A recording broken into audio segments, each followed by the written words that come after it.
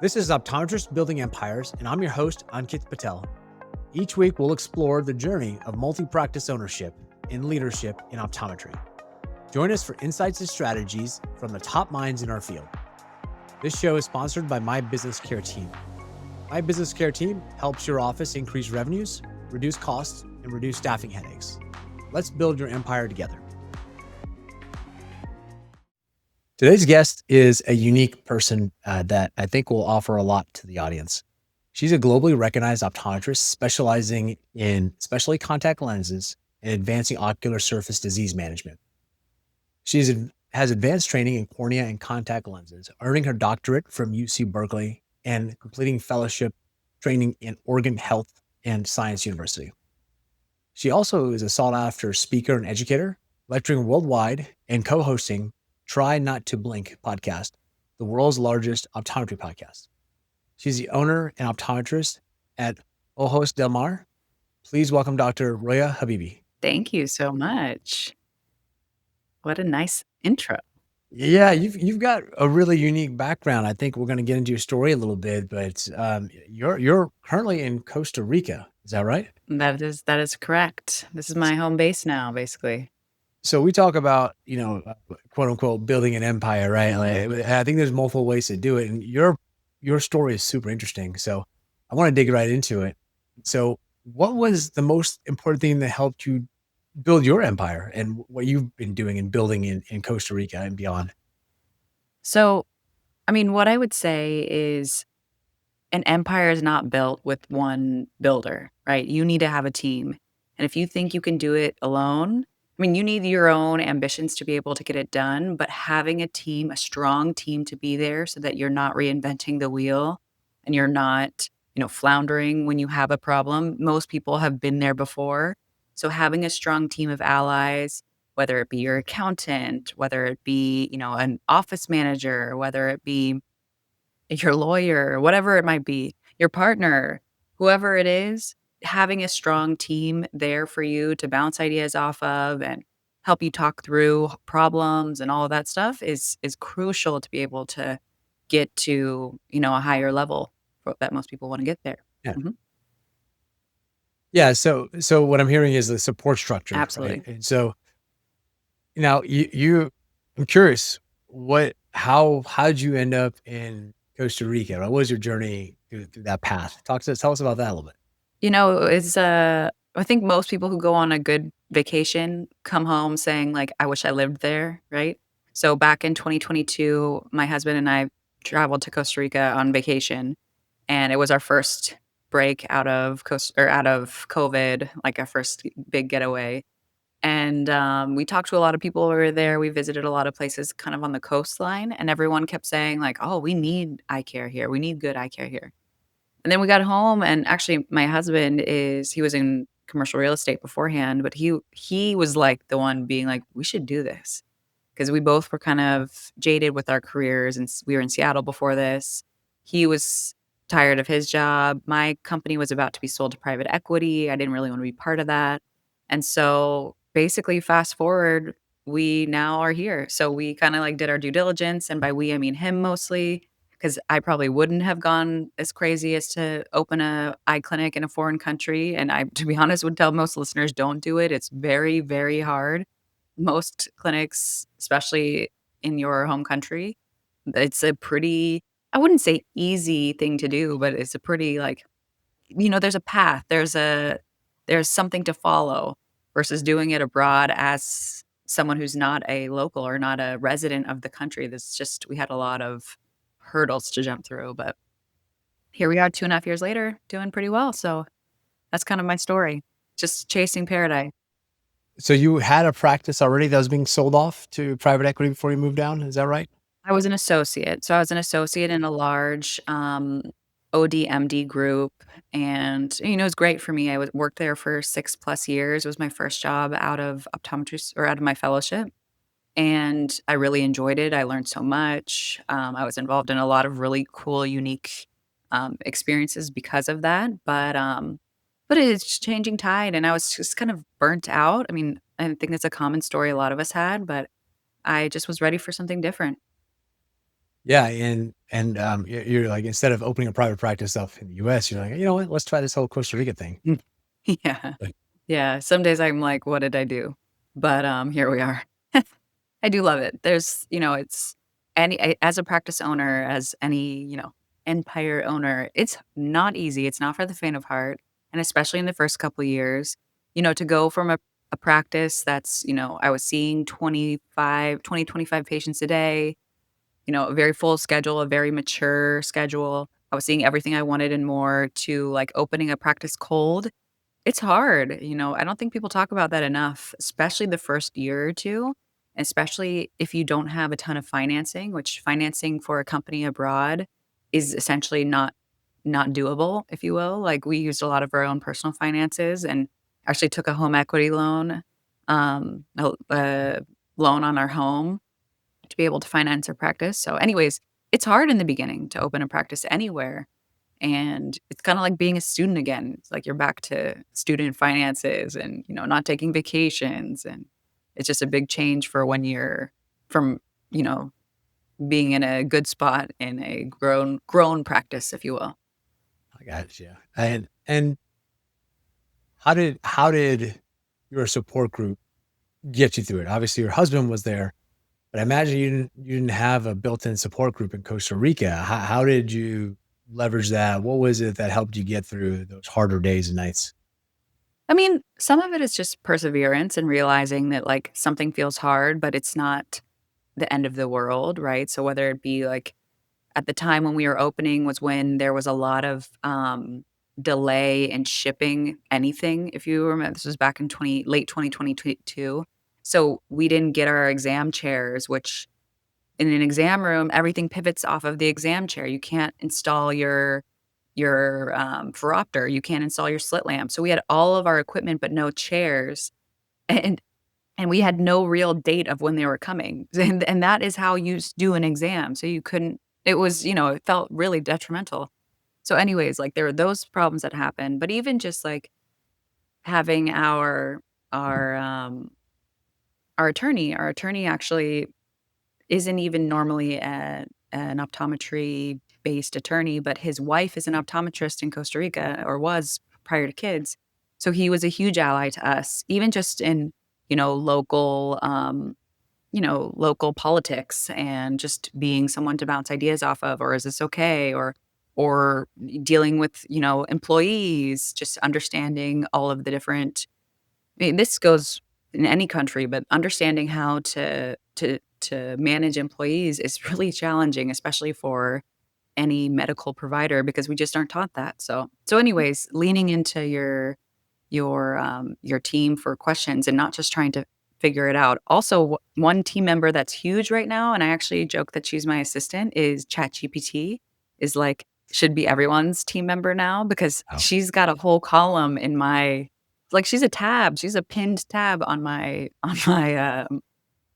Chrome, if you will. Like I talk to her all day long and ask her questions all day long. So and she like gives you a format of what to do next when you just don't know what to do next. So I think that's another idea. it's definitely pretty handy. I was actually just talking about that earlier today on another podcast. About Yes. how to use it. You should treat it like a team member, and actually the newer 100%. yeah, the newer models are actually pretty honestly, I think they replace consultants now, some of the newer models. Pretty Absolutely. good. I mean, our whole team uses it all day long. Yeah. And also it's I even use it for, like, translating now. It's replaced Google Translate for me because we obviously work in multiple languages here, but it's amazing because it's better than Translate because you can say just like you would say, "Make this sound more conversational," you can do the same thing in another language, so anyways, it's a huge ally. That's cool. Yeah, Mhm. and now what is it that you see as challenges that you didn't expect? I'm sure there's a lot of them. You kinda hinted at some of them, but when you went down there, started opening practices, what were some of the other challenges that you didn't expect? Like, something maybe that obviously the shipping one may not be as relevant for folks in the US, Sure. and Canada, but I think there might be some other things that you would have maybe experienced in the US as well. What are some things that you ran into? To expect? Well, I'd say one of the big ones is so we don't accept insurance here. Mm, So going cash only is relevant to everyone, I think, especially when you're in the market of taking insurance.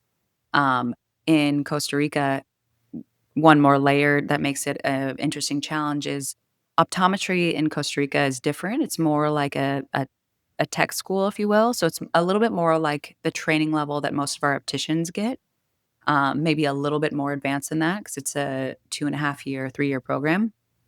So, anyways, most eye exams here cost like $10. And then most of the eye clinics get their money based on glasses sales.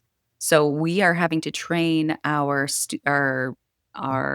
patient base that an eye exam is a comprehensive eye exam, an ophthalmological exam can be provided by an optometrist as well, and the value of that is much higher than what they're used to paying. Or if they say, "Hi, do you guys have an ophthalmologist?" We can say, "No, actually, we have an optometrist, but she's amazing and she's gonna practice to the level of an ophthalmologist for most problems." So, educating our patient population that it's worth investing in your eyes for an eye exam and, what that really means, I think that's one of our biggest challenges, and it still is actually. And I'd say getting an annual eye exam, because I think a lot of Yeah. times insurance helps bring patients back each year because people are like, "I wanna use my benefit." But if they don't have that, you have a whole new challenge to get people to come back again and value your service and value what you're selling, essentially. Yeah. Yeah, I think that resonates, I think, a lot with a lot of folks. That Totally, and yeah. how and that's even a bigger shift, right? Because like, folks down there, the average income is lower. So how is that messaging received? What were some successful things you did to help change people's perspective on that? I mean, it's still an active process of what we're learning how to do and what we're teaching. I can't act like we've had it figured out yet in our 2.5 years, but, I mean, everything from, like, social media to we spend a lot of, staff time communicating with patients regularly, right? We use actually WhatsApp to communicate with our patients on a day-to-day basis when necessary. And so, reaching out to them every year, we have promotions for, good eye care, or I don't remember what we call it. But trying to provide promotions and provide active ways of getting patients to come back and through the door and to value taking care of their eyes, not just when there's a problem, but when just to stay on top of things. So social media, like we try and do different, I guess, what's the word I wanted to say? But campaigns, I guess you could say, teaching people what's good eye care. Like we have a ad out running right now showing a picture of a beautiful sunset and saying like why enjoy the sunset if it's blurry, and this it's like a split screen with half of it blurred, half of it pretty. So anyways, we're just trying different Yeah. ways to get the message across cuz you can sit and have a conversation with your friend, but most people are going to spend that, $150 on dinner instead of taking care of their eyes, and we all know they shouldn't, and even they know they shouldn't. It's just like, how do you get that point across? It's sorta hard. Yeah. Yeah, it's interesting you say that because it's almost like, how do you build that trust? And so Right. it's understanding the psychology of that particular, I guess, persona or patient, and then the trust layer. So I imagine, I know that if it's a, like, quote unquote value buyers, right? Like, oh, $99 exam and glasses, like you see that here, right? Sure. And that transparency helps build trust with that type of persona Sure. versus building trust other ways. And what do you find works well with trust building with your patients? Like, you talk about social media. What about in chair? Do you do community events? Like, how do you build trust with a Yeah, so one of the things we knew right away is that we were gonna be more expensive than the local yeah. competition, if you will. It's kind of different. We don't really consider it competition because it's different, but, we knew that that was gonna be a thing, so we actually provide a true discount for any of our local optometrists or sorry, local, Costa Ricans. Like, if you're truly born in Costa Rica, you get a special price for your eye exam just as a, like, a extra special thank you for allowing us to be part of your community. And we also have a eye-to-eye program. So, essentially, every eye exam, kind of like the Tom Shoes model, Mhm. every eye exam that we provide a free eye exam to the community, plus glasses and lenses on anyone who's, under 18. So, we have tons of different ways to kind of reach out to the community and identify who qualifies for this. It's not necessarily anyone in our community that gets that. We have a nonprofit, local nonprofit that we use to kind of identify And we've easily passed the number of patients we've seen to the number of people we've at least screened in the community. So it's kind of our way to connect and give back and do our part. So that's interesting. So you're giving back right into the community because I know a lot of folks do something similar, but it's usually like Lions Club or somewhere not Sure. local. But I like the idea of doing it local. We did that for a while too at our offices. We actually gave a pair back to folks getting back on their feet who Yeah, yeah. were struggling. Yeah, It it's was been for kinda nice. nonprofits. Yeah. Oh, that's cool. Yeah, we've identified schools was how we decided to go Okay. about it. So we've actually we've done a lot through the private schools. There's a ton in the Uh-huh. area, which is a great way to, once mom knows that her kids need eye care, then everyone in the family comes in. So it's been great for building our practice. But we also provide, the same screenings to the local schools that don't have the same resources. And so we'll go in and any kid that's identified that needs vision care, we screen through a couple different ways. Vision, we have a portable, a portable camera, retinal camera. We'll do a couple little thing, binocular vision testing, et cetera. And if they fail the screening, they get a free exam. If they need glasses, they get free frames, free lenses. So it's been a pretty good outreach It's and pretty cool. feels good. Yeah, that is pretty cool. So now Yeah. as what obviously we talked a little bit about why you moved down there. Let's talk about that a little bit more. Because at some point I'm sure there was an interesting conversation at dinner or Yeah. many conversations. So what I like if at some point you had to be like, yeah, no, let's just do this. Like talk to us about that journey. Like what drove you? What keeps driving you to keep doing what you're doing?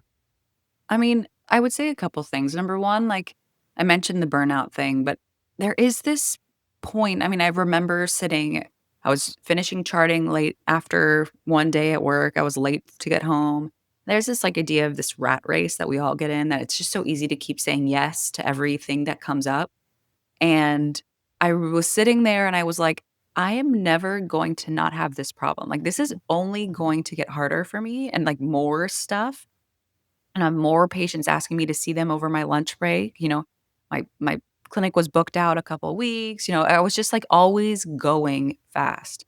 And while that's good, I'm kind of someone who likes that momentum oftentimes. It is also exhausting, and I realize, like, this is never going to scale backwards, it's only going to amplify.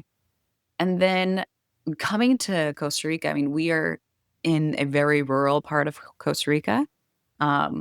It's 6 hours to the capital, and there's this phrase in Costa Rica, "Pura Vida," so pure life, but it's kind of like a calm down. Everyone's, chill here, and it sounds really great, but it also means everything's slow here.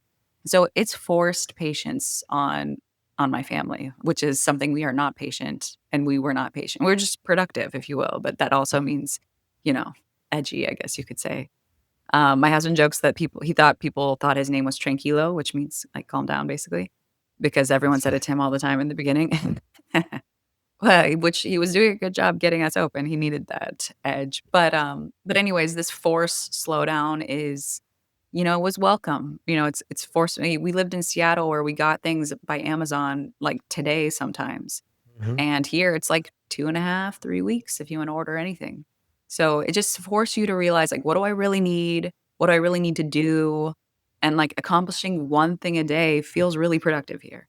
So I think that sometimes I hate it too. So don't get me wrong. It's also infuriating, but it also is very just relieving. You realize, like, what do I really value? Where should I really spend my time? So I think that's kind of why I've stayed here. And even just like, this is a small example, but I told you we've been going to the schools, but I go to the schools and, like, the kids are talking to you, having full conversations at all ages. A lot of times the kids that I've Yeah. interacted with in the past, they're, like, on their phones or they're, like, very hyper or, they not necessarily wanna talk to people adults. And here, they all do. I don't know, it's a weird thing. I didn't think I would even notice that, but I do. And so I feel like that's a good sign. Or even at restaurants, I know when someone's visiting versus someone lives here, because the lives here kids are just playing, maybe, like, running around the restaurant, playing on the ground with sand versus the visitors are on their iPads, right? They're on the computer Mm. or something with their parents. So, I don't know, it's just an interesting thing that I don't think I would have valued before, but as I see it play out, I realize, like, slowing down does afford you some nice, valuable life things, and being bored is a good thing. I Yeah. think that's the take home. I've valued being bored since I've been down here because it ends up, like, allowing you to cook or allowing you to do hobbies or allowing you to go on a walk and find new things that you never would have spent your time doing before. Yeah. They say that's I tell my kids that too all the time. Like, just be bored. It's like, it's good for you. Yeah. So, It's well, good, yeah, yeah. boredom's a new Just reading, I guess. yeah, exactly. I kinda like it. I like being bored. I Yeah. like when my, like, electricity goes out. I mean, I don't like it, it still annoys me and I get hot because the AC goes out and it's 90 degrees or 32 degrees for the Celsius listeners, but the, when my internet goes out, I'm like, "What do I do? Like, this is so boring." And then I end up, like, making a macrame or, making sourdough bread. It's kinda like back to 2020 era. Nice. Nice. That's pretty Yeah, cool. It's interesting because I think that, we talk about a lot of folks talk about working on the business, in the business, and it's just like so go, go, go, go. I think that's a good reminder to say, hey, you got to separate sometimes and just take a totally, break to disengage to work on the business. So, what are some of the unique things that you're doing to grow your practice? You talked about some of it. What else are you doing to kind of grow your business down there? Different country, different language, or at least a second totally. language. Yeah. Yeah. Well, how do you do it? What else are you doing? What other interesting things that other people may be able to learn from you? And more importantly, why are you doing them? And are they working and how are you testing them? Yeah, that's a good question. So, one of the things that we're constantly learning and trying to do is how to utilize social media to grow our business, right? Okay. Because I feel like so often you just need to have people understand what you're about and your mission statement, right? Like who you're about and like why you do what you do. Because once somebody learns about that and learns maybe the authenticity of your intentions, or it's one thing to walk by a store and say, "Oh, they look expensive. It looks fancy in there." Versus is another thing to hear the story and say, we made this, facade so that you would walk in and feel comfortable and confident in what we are about for you. And, we have this communication style so that you never don't feel comfortable like what our intentions, like we're not here to sell you glasses. We're here to make you see better. And whatever that means, we're about the whole package. And so yeah, you might spend, $1,000 on two pairs of glasses, whatever. You may spend a lot of money, but you are going to value every dollar you spend. And so really just trying to communicate that, whether it's in our social media presence, that's been a huge project of mine, is like learning how to do something that's actually interesting to look at. Because so often we put so much time into whether it's a social media post or a reel or whatever, and we realize like that's not even interesting at all, or even our ads. An ad that feels cool to us, like, I'm gonna swipe past and I'm swiping past my own ads right now. Like, that's a problem. That means I'm not making something that interesting. So, anyways, I think it's just figuring out how to connect with people so that they understand what your true objective is.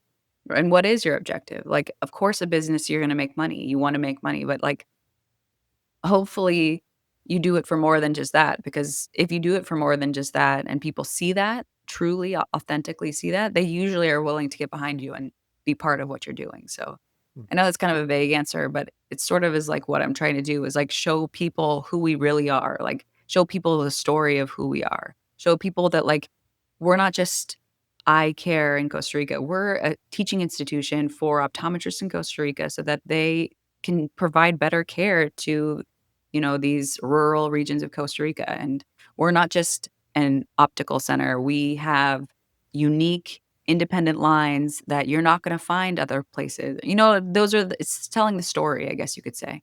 Yeah. No, I like that.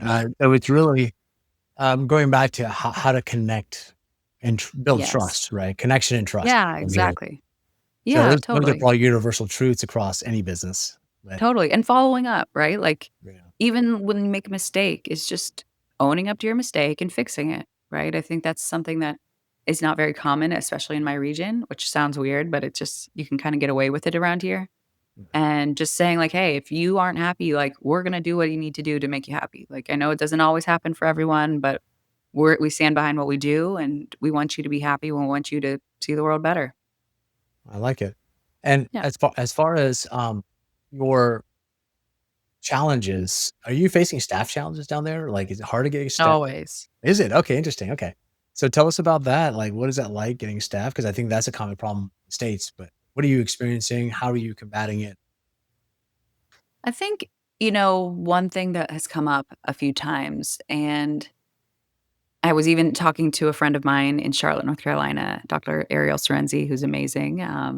She was saying a similar thing, and another doc in actually Canada. I was talking the same problem. It's like sometimes with staff, one problem that we have is that you end up most of the time enjoying liking your staff, right? I mean, hopefully you do, but you become this little like sometimes are tempted into this little family unit, right? And you wanna help your staff succeed, and I think truly you should hopefully create a culture where you want your staff to do better, whether it's ownership, giving them some sort of buy-in or some sort of, incentive so that they, take pride in what they're working on. But also sometimes I feel like one of the problems that we've done is we tend to be a little too giving, like me and my business partner, my husband.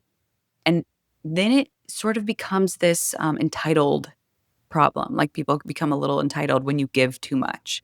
It's almost like your staff really needs to earn some of the things that you want to give them, whether it be, a little longer lunch or, I gave my old iPhone away because I got a new one. Like, things that are like, "Oh, this means nothing to me, I'll be helpful to my staff." But then it's, like, becomes more of an expectation as opposed to a, I don't know how to say this any better, like, I don't know, it's probably coming off the wrong way, but I feel like that's been a repeated problem for me is, like, we are giving and then it ends up backfiring. It ends up being a negative instead of positive. So, I think with staff, as much as you want to, like, give so that they, like, wanna be there and, Mhm. wanna be part of this good culture, you also just have to be careful on how much you do give so that it doesn't end up becoming an expectation instead of, like, something that they're grateful for. And you don't need to be thanked all the time, but it does need to be recognized as, like, this isn't normal. You know what I'm trying to say? Well, so it's actually cognitive bias, and most time it's done in pricing models, but it also Yeah. works so it's weird, like, if the other person doesn't feel like there's some sort of struggle, they think like, "I got duped." Right? It's like, Yeah. "Oh, we can get more," and other stuff like that, it's kind of Totally. yeah, and so It's like a even though psychology yeah, of being there's a psychology of giving to your team, and it's weird because you just wanna be helpful, but it's almost like when you help, a family member and then they take advantage of your help. It's like, "But I'm helping you so much," right? mhm, It's just it hurts too. It's like, you're like, "I give so much for you just to be part of this and enjoy this." I don't know, it's sometimes you get offended by it. 'Cause you yeah, want everyone just to be happy together, and you just a good team, and you wanna show like, value, and you wanna show mhm. thanks in the ways that you can, but sometimes it just doesn't it's S not seen as that way. so the ways I've seen work well, um, is, having an earn out, like, okay, you get, like, a way to go card or something, like, you do something great or call out, right? Like, "Oh, let me just give" and so it's like that becomes the commodity or the currency, and then you trade those in for a spin at a wheel. For different things. And you can put whatever you want on there. You can change it out. Like, oh, my old iPhone, I'm going to put it on here for someone to try to I like that get it. idea. So the dopamine, like when you do random rewards, it actually ends up working better. But you can constantly give people shout outs and people can give it to each other. And so they're able to do this and trade it in for spins at the wheel. So you feel like you've earned it, you've worked at it, and it's not always consistently the same thing because it's random. Because then you're right, it's Yeah, like a bonus, right? When bonuses are there, people start expecting them, and when you don't hit the performances, and they're like, "Oh, I don't like this. I'm going to find some other job." exactly. It's just different. It's different psychology versus that random one. Exactly. Yeah, exactly. It it's a crazy thing, this game of, you know, mentorship slash, um, is staff management. It is a like you have to see the long game when you're managing staff oftentimes to be able to, I don't know, keep everyone happy? I don't it's a weird psychology. Yeah. That's cool. So what are you most excited about in your future? So you do a lot of speaking. You're kind of on the cutting edge of a lot of different areas in the field. You also see it from an international flair. What are you most excited about the future of optometry or your practice?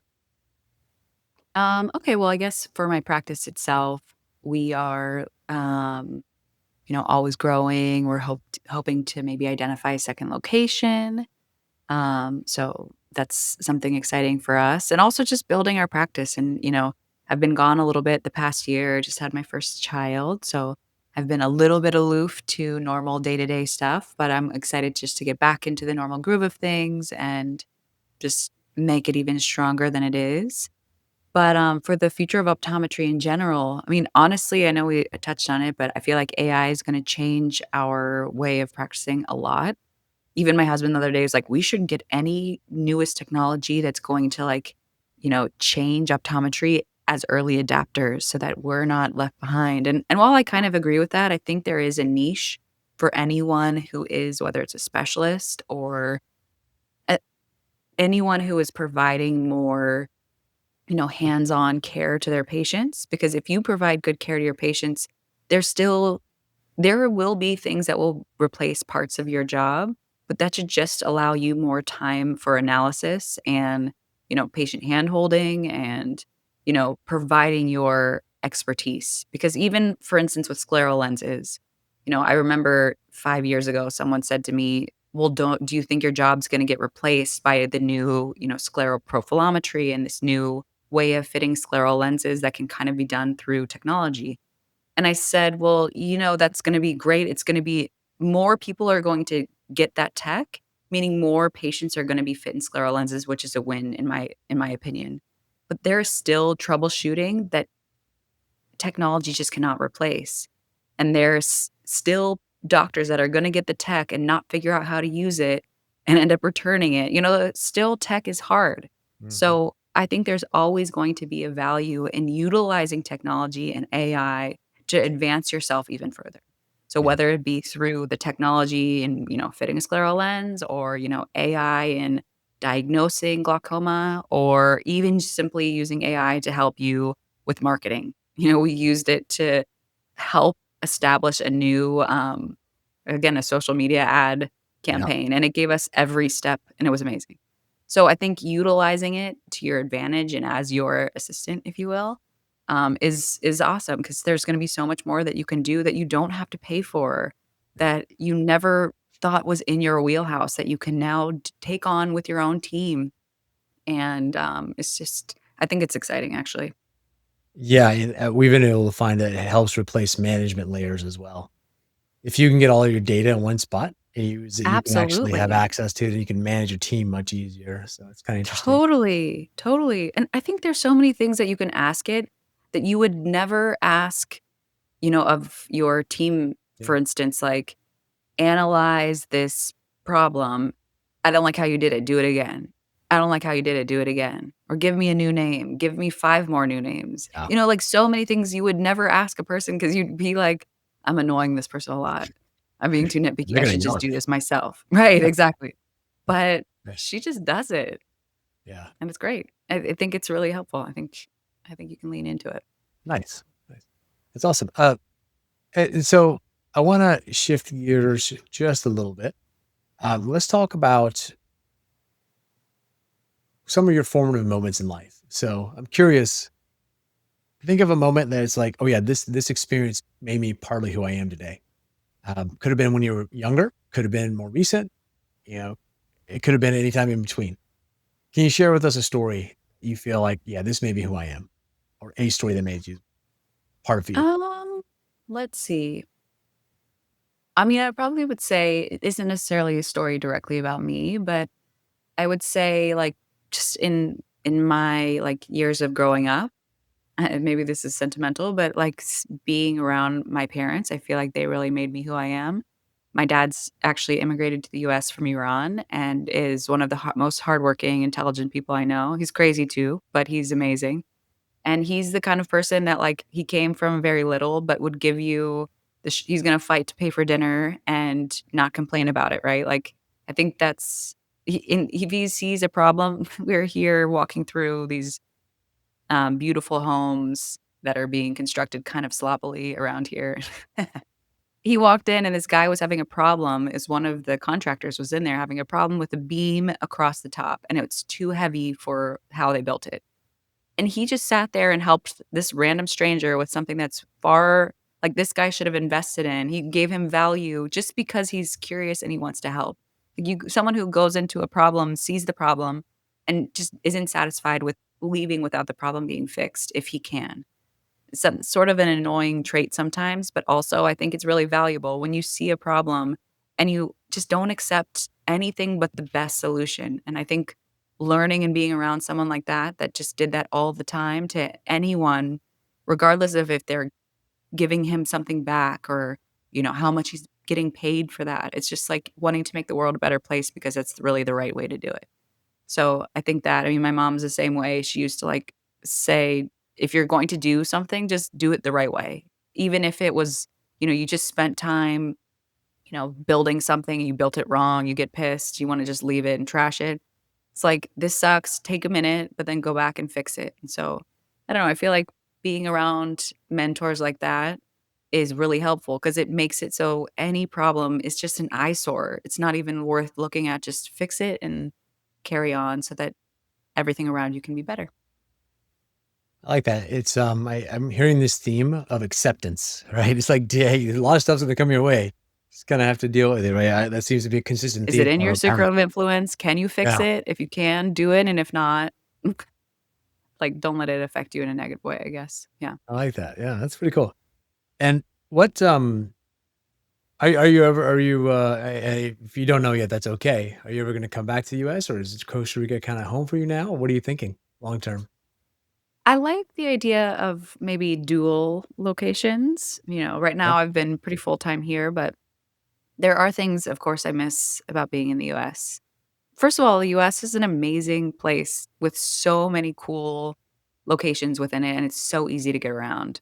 Mm. That I missed. So, I think I'll like in the future having a home in both places and being able to come here, disconnect, slow down, and then go back, reconnect, like, with 30 cables in every direction and kind of be able because sometimes I do feel like I'm living under a rock a little bit. I mean, whether specifically eye care, there's so much just not available even in Costa Rica yet that I'm like, Mhm. I kind of miss doing those things. And also in Costa Rica, I don't practice directly. So I am more of like an attending, if you will. So I Okay. teach through my associate, or I'll see patients with my associate, but it's through her, like she's the licensed professional here. So, anyways, I do miss some of that direct patient care, and especially some of the more challenging patients. So I miss that. So I think in the future, I'd like to have something where I'm doing both. But at least until we get this clinic really, really secure, I'll be doing more. We'll be here focused more on building this business. Nice. And so, Yeah. if you had to time travel, go back to about a week after you graduated OD school, what advice would you give yourself? Oh my gosh, what would I say? Huh. Having all the wisdom in the world now, right? Right. Right. I mean, honestly, so someone gave me this advice in the past, and I would give it to myself again. But he said that there are going to be a lot of doors that are knocked on in the future, and you got to open them up and mostly say yes. Because there's going to be a door that they knock, you say no, and then never opens again. So I think sometimes, I mean, there is things that you need to understand. How valuable is this to my life? I mean, I think maybe I would curtail my new definition for me to avoid burnout is like there are some doors that knock and it's like it is zero, it's bringing you zero joy. It's not something leading you to another, you know, connection, or it's just not a direction you want to go. Don't answer that door. Don't Mm, overdo it, because in the beginning for me, I was saying yes to everything, and while that did provide a lot of opportunity, it did overload my plate. But, mhm. really narrow in on the things that bring you joy, and if it's not going to, you can do it for a minute and then decide, I need to slim down what I'm putting into my life and focus on what I really love, my passions. I like that. That's pretty sage advice. And that and be patient. Right? So that's Right? those two Yeah, things are- exactly. That's a hard one to learn, though. I still am learning, but hard one to train. that one is a tough one. I know. It, Asking to, like, have more patience is like asking for just hell because it's torture yeah. to be taught patience. Yeah. Yeah. I feel your pain for sure. I think my wife balances us out real nice. She's more calm and relaxed. It's nice. So, Someone's gotta be oh, that person, right? yeah, exactly. Or at least, like, have your themes where you're more calm and she's more calm. I feel like that's what me and my partner are. He's more calm in the business, I'm more calm in life, more so Why we not? kind of balance each other out most of the time. Works out well. So, Roya, if people want to get in touch with you, where would they find you? How do they get in touch? Yeah, so I would say, you can share my email is dr.royahabibi@gmail.com. You can reach out on social media. We have our Try Not to Blink podcast as well. So tune into that if you want to get more eye stuff. Love cross pollinating. We had you on the show in the past. That was a great episode. And yeah, just reach out. I'll be at Academy as well. I have 2 lectures there I think it's in October this year. So I'll be there in Boston. And yeah, reach out however. Well, Dr. Habibi, thank you again for being on the show. Thank you so much for having me. It was a pleasure. So fun to be on the other side. Yeah, I know how you feel. It's nice being the one not having to come up with all the questions. I really Right? enjoyed it. Yeah. Likewise. This is super interesting. I really liked it. I think so many different things that we don't hear about so often. So thank you for sharing. Absolutely. Yeah. Thanks for having me. Yeah, and thank you, audience. And if you learn or likes the podcast or video, please share this and like and subscribe, either the YouTube channel or the podcast itself. Thank you again, Dr. Habibi. This has been another exciting episode of Optometrists Building Empires. We'll see you next time. That's a wrap on another episode of Optometrists Building Empires. Thanks for joining. For show notes and more, visit buildingempires.live. This show is proudly sponsored by My Business Care Team. My Business Care Team was born out of staffing challenges my wife and I faced together, managing multiple optometry locations. We refined our approach at Classic Vision Care and now offer our expertise to others.